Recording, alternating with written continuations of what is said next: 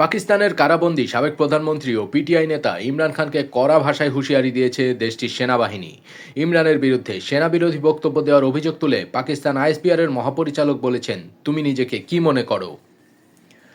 শুক্রবার 5 November general Ahmed শরীফ চৌধুরী বলেন, সেনাবিরোধী বক্তব্য তৈরি এবং ছড়িয়ে দেওয়া রাজনীতির আওতার বাইরে এবং এটি জাতীয় নিরাপত্তার জন্য হুমকি হয়ে উঠেছে।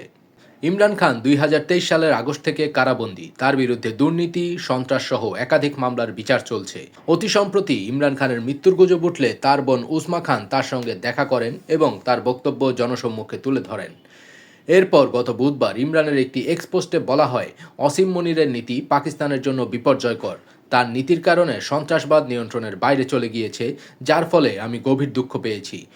অসীম মনিরের পাকিস্তানের জাতীয় স্বার্থের প্রতি কোনো উদ্বেগ নেই। তিনি কেবল পশ্চিমা শক্তিগুলোকে খুশি করার জন্য এসব করছেন।